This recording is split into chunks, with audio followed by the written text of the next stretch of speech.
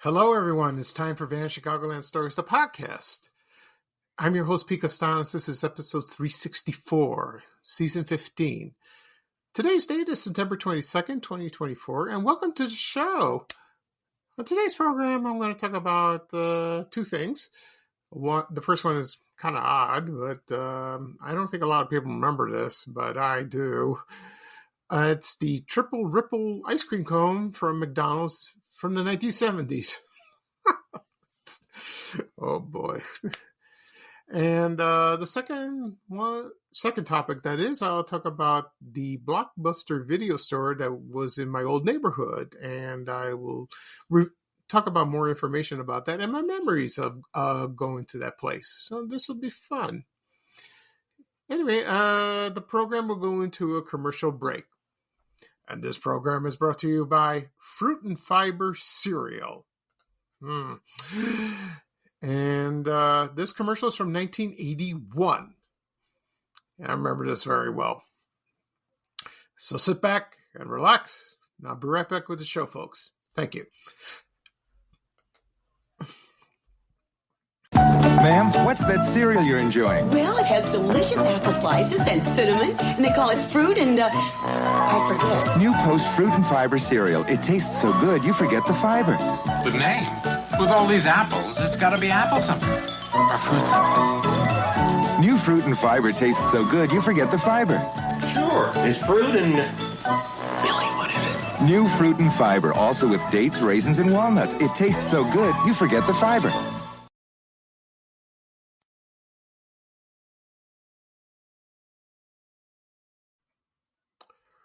Okay, everyone, I am back. I hope you enjoyed the commercial for Fruit and Fiber. That's from Post.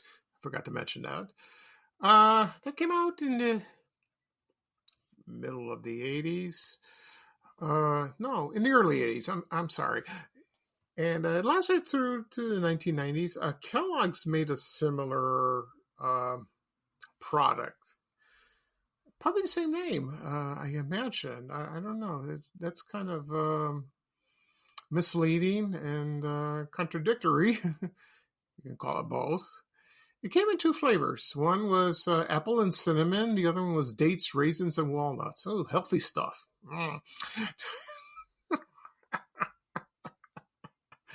You know what's funny? The Kellogg's one, I think, I'm thinking that Post gave it, I think the Post sold it to Kellogg's. That's what I'm thinking. And they changed the ampersand to apostrophe N. That's what they did. I don't know. And that's funny, doing like that. So, it's brand cereal. I've always said in the past, I'm not a fan of brand cereal because it tastes terrible, but it is good for you. It's fiber. It's healthy. It makes you go to the bathroom a lot. That's great. But, it is tasteless. I don't care what any health nut would tell you, but that's how it is. If you put a ton of sugar on it, maybe it'll help. But I don't think so. I'm so nasty. That's terrible. Like that. Okay. At the beginning of the program, I mentioned I'm going to talk about the Triple Ripple ice cream cone from McDonald's from the 1970s. Also, I'll talk about my memories of the Blockbuster Video Store that was in my old neighborhood in Chicago. First, I wanted to mention a couple of things. One, today is the anniversary of when my mother arrived in America. Yeah, she got married on July 22nd to my father. I stayed for a couple of months, and then she arrived here. He went on ahead because he had to go to work. And that was in 1962. So that's about 62 years, And then a year later, I was born. About a year and a month. So my birthday's come in a couple of weeks. And she was so nervous, so scared. She had to stay with my father's aunt, for about a year in her apartment. And then they got their own apartment. And then they had me and my brothers. We stayed in an apartment, and we stayed in the South Shore neighborhood till 1969. And then we moved to Roseland for 5 years, another apartment above the shoe store. Yeah, I've discussed this before. Then we moved to our new house about 50 years ago in Ashburn. And we stayed there for about 25 years. And then we moved to the suburbs. And she handled it very well. And she had no help, raising us. Not like today. It's like women today, like they panic. They go nuts, when, they can't control the kids or like that. But you have to have patience, diligence. My mom had that. It was not easy for her, but she did it. And she raised me and my brothers very well. And most of the time she did it by herself because my father worked at nights at the Conrad Hilton Hotel as a waiter. So, but she tried to learn the language. She did very well. She watched television. One of her first TV shows was Password. That helped a lot. It was recommended by a friend of hers. And she learned that. And she's beginning to she understands a lot to this day. And sometimes she doesn't understand. She asks me, and I'll explain, which is no big deal. And she drives. God bless her. Does shopping by herself and all that. She's 89. So I love her so much. Sometimes she drives me crazy, but that's how moms are. So happy 62nd anniversary for coming to America. She was an immigrant. She went through she told me the story how she got, when she went through the immigration, and there was this tough judge, very mean, and he gave her a hard time. And she had a witness, and it was like a neighbor of ours, a friend, and she passed the test. She did very well. I'm so proud of her. And so do her friends, her friends who she talks to this day. She sees them at church or she talks on the phone. It's amazing. It's wonderful. She loves this country. I asked her, did you want to go back to Greece? You want to go, to live? She said, no, I don't want to go back. I want to stay here with my family. She misses her family there, but this is my home now. This is my home. Who can blame her? But she has visited about a few times, but she can't travel now, but she talks to him on the phone, so that's good. Yeah. Thank God she's still here. Okay, second thing I want to talk about is yesterday I posted a photo of me going out to lunch and and I had lunch with a new friend and a follower. We enjoyed ourselves very much. We laughed. Oh, he asked me questions about Van Chicagoland, which was hilarious. It's the truth. His name was Scott Cooper, a very nice guy, who hopefully will do it again. Also, I get this name mixed up. I think it's the Blue Village Vinyl store in Westmont. Andrew Derer, I think that's his name. He's the owner. He writes for the Illinois Entertainer, I think. So he writes a column. And I met him before. I was there at a book signing and a while back. This is for the Loop book, And I stopped by because I was stopping by at a friend's house and I want to say hello. And I was in the neighborhood and I figured, why not drop by and see Andrew? And he said, hello. We talked for a few minutes. We took our picture and I told him, yeah, I'll come back another time, and that was fun. We enjoyed ourselves. So that's great. And so it was a good Saturday to get out and meet people because, my new friend asked me, do you get invited to lunch? Because of Van Chicagoland? I said, yes, a lot. There are a couple of times I declined because I was busy or something came up, but I do go and meet him in person. I never met him before. We got to be careful. Could be a weirdo or something like that. So it's nice. It's wonderful. I love doing that. It's they want to see me in person. They want me to tell them about Van Chicago and how it started and what I do and all that. And it's they find it fascinating. And I love discussing it. I also discuss my health, and they discuss their health, they compare. I talked to a couple of people online they have the same situation as me. They want to get together and do it face to face. That's fine too. I love to do that, So it's great, because I used to go out to lunch with a friend of mine. His name was Bob, and he died last December. And I didn't find out about it till 6 months later because I didn't hear from him. He had a heart attack. And I was crying for about a couple of days. And, I knew him from my old job in the 90s. And I still miss him, So I was, so that was, it was sad. But, I got back on my feet. And then it just went. So, then I go out to dinner with my friends, from school. And we have another one at the end of October. Something like that. Anyway. So that's that. Now we're going to talk about the Triple Ripple ice cream cone. Now, people have asked me about this because I posted a few days ago and asked, why on earth would you post something like that? I will tell you why, because it's something I remembered as a child, and it's one of those things you can't get out of your mind, and you must say something. And that's one of them. So the Triple Ripple ice cream cone consists of chocolate, vanilla, and strawberry. Neapolitan on a sugar cone. I think you can find them today like that. Maybe Good Humor makes it. Maybe. I don't know. So I haven't seen it. So it was introduced probably 1971, 1972, something like that. And I remember the commercials when I was a kid. They used to play those like Channel 9, Channel 32, in, like WGN, WFLD TV in Chicago. Those crazy, goofy McDonald's commercials, when Ronald McDonald's with a couple of kids are running around in the forest, they're grabbing French fries out of the plants. Excuse me, it's hilarious. So it's got, I know it sounds psychedelic like that.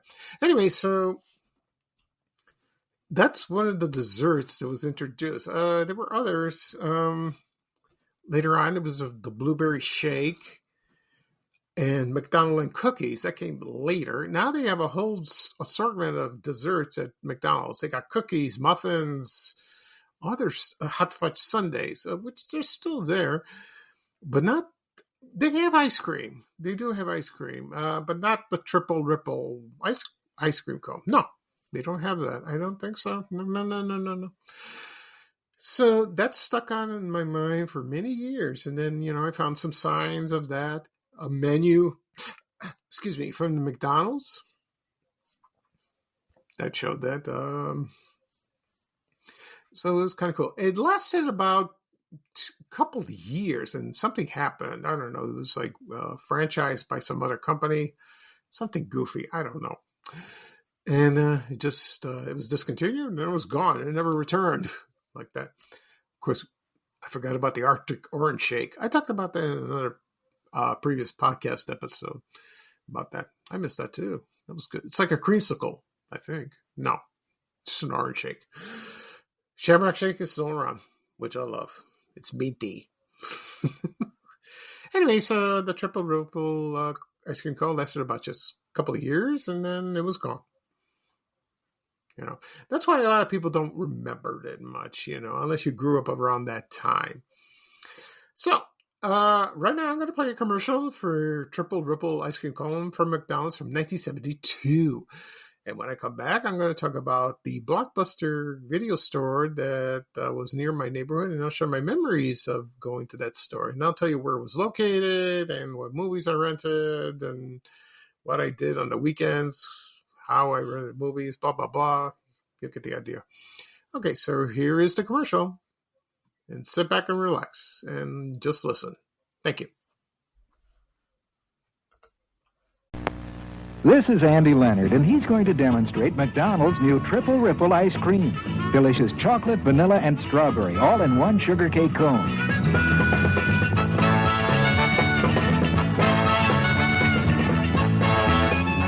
McDonald's doesn't know any better ice cream experts than kids. And kids are what Triple Ripples are all about. So get up and get away to McDonald's. Okay, everyone, I'm back. I hope you enjoyed the commercial for Triple Ripple Ice Cream Cone. It has chocolate, vanilla, and strawberry, Neapolitan from 1972. I love ice cream. I really do. And it's very rich, very sweet, fattening. I used to eat like every other day, and I cut that out. And now I eat it about once in a while, like once a week or like once every 2 weeks. I try to watch that. I gotta watch because it's my glucose. It goes up, so I gotta be careful. So it's one of my favorites. You can't avoid it. I have a sweet tooth. Okay, maybe it'll come back. Maybe. I don't know. All right. Anywho, now we'll go back. Now we're going to talk about Blockbuster Video. I'm not going to talk about Blockbuster Video in general. The history of that, maybe a little bit, but I'm just going to talk about one particular store that was in my old neighborhood, in the Ashburn neighborhood, when I lived, and my memories of patronizing that store. Okay, so I'll tell you where it was located. That was located in Hometown, Illinois. That's about in the Chicago city limits and near Oak Lawn. And it was not too far. Well, it was a little far from my house, but there were other video stores in the neighborhood, and those were independent ones, family owned, There was one called Classic Video. There was one there, and there was one on 83rd Place in South Pulaski. Not too far from Video Nix. We used to go there. And there was one on 79th Street, east of by Bogan High School, where I graduated. There was one. I never went to that one, so I went to that one on 83rd Place. But when Blockbuster Video opened in 1985, it was a chain, and it just took off. It just blew up. So that was founded by a man named David Cook, and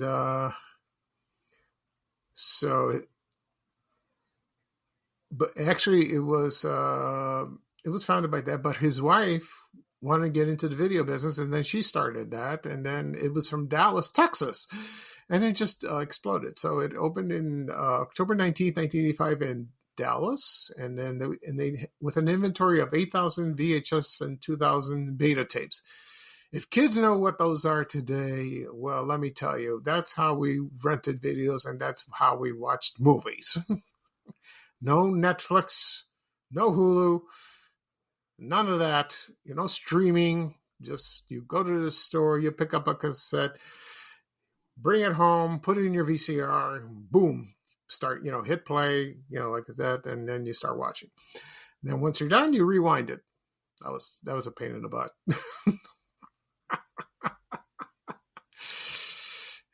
So then, let's see. So the video store that opened at my house, near my house, that was located at 8735 South Cicero. That was in the hometown. It was in the shopping strip mall. It was like a strip mall. Strip mall's still there. Yeah. And I remember very well because I remember the 87th bus, the CTA route would turn around, by the gas station, and it would be parked, and you see a sign there like that. I think the 87 bus goes somewhere else now. It doesn't go there. So I found my card in a drawer upstairs in my bedroom. Right now, I'm not sure where it is. It's somewhere in there. And then I found it. And it had the phone number. It had 708. It had the phone number of that. If I try dialing it, I won't get that. No. So anyway, my memories of going to the store was, I think my brothers got me into that. Listen, they got a video store. Why don't we go rent some movies over there? And I said, okay. So I went there for the first time on a weekend, and they had all these sea of video cassettes. And then they had posters and coming attractions on cardboard cutouts, of like that. And then I would start browsing. And I love to browse, especially at bookstores and also video stores. And it was fun. You look around, they were divided by sections, like action, comedy, horror, television, instructional, you name it. They had all kinds like that. And, for rent, to buy, yeah, you could buy them if you wanted to. Then you buy 3 movies for some price. I forgot how much it was. And you rent them for the weekend. Let's say you went on a Friday and you had to return them on a Sunday night. Like that. That's what I remembered. I'm not sure. Maybe Monday. And there was these employees dressed in blue shirts, with the logo, a Blockbuster Video, and they were very helpful. Sometimes I ask for a title. Do you have this on stock? Do you have this on display? Do you have this available for rent? They said yes. Sometimes if it's like a very successful box office movie that sells out quickly, or it's all the video cassettes they've been rented out and there's none in the back, they tell you, no, we don't have any more. Come back later, or wait for other people to return them. That's never happened to me.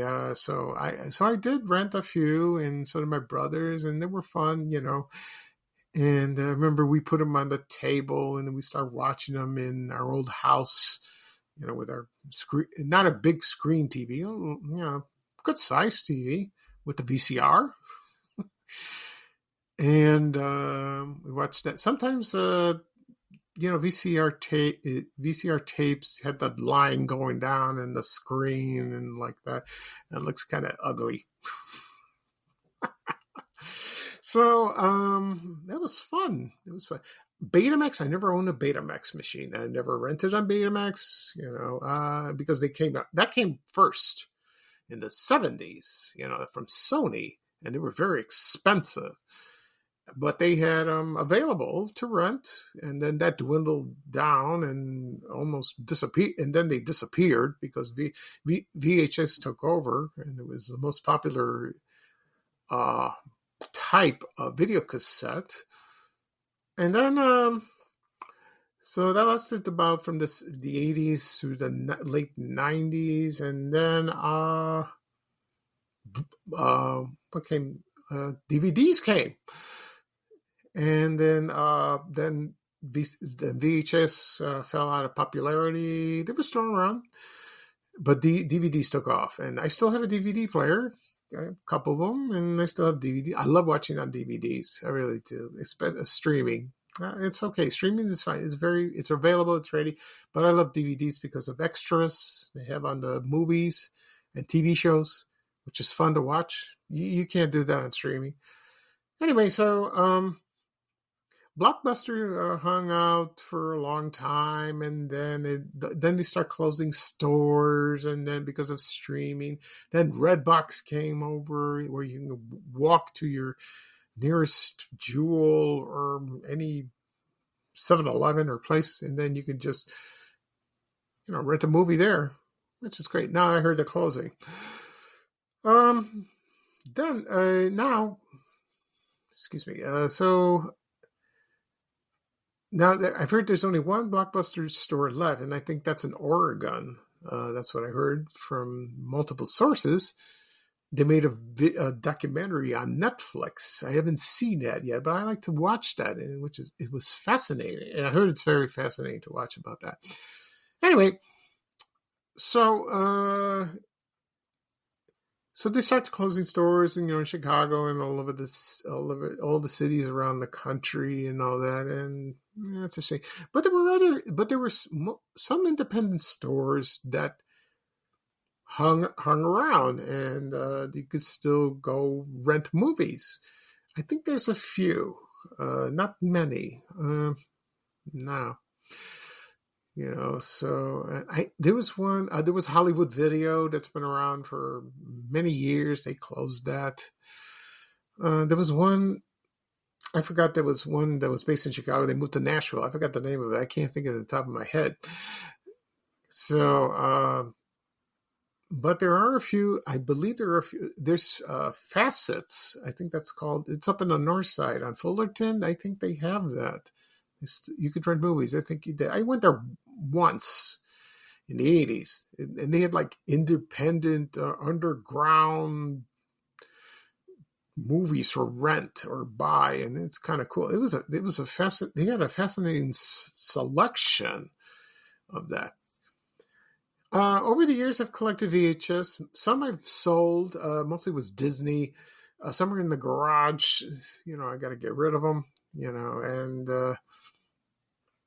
I always donate them. I hate to throw them out, like that, but I donate them so to make room. I got so much stuff there. But I had wonderful memories of that store, in particular in hometown Illinois. Because it was in the 80s. That was something new and exciting and different. And it was great. It was a great experience, It was a new form of entertainment, because when you watch movies in the old days, you watch it on television. When a movie came out and then when it was done, then you wait for it to be on TV. Of course, they edited it. It's not the full-length movie, and you're excited to watch that. One of the most anticipated movies I waited for me to buy was Batman in 1989, and I bought it at Blockbuster, and they had it all over the place. And I think the store still existed there, and I did buy it, and I was so excited. Oh, that was thrilling, with Michael Keaton and Jack Nicholson. Oh, I loved that. I talked about this in a podcast episode, so that was fun. That was because the movie was great. I saw it about 3 or 4 times in the theater. I still watched it. I watched it on the 35th anniversary recently, and it still holds up. It's wonderful. I love it. Michael Keaton is one of the best Batmans since Adam West. From the TV show. I love the TV show. I got it on Blu-ray. I could watch it from the beginning to the end. I love it. But Michael Keaton is number one in the movies, that is. So other Batmans are good. Yeah, but each generation had their favorite Batman like that. So right now I'm going to play a commercial for Blockbuster Video. This is from 1988.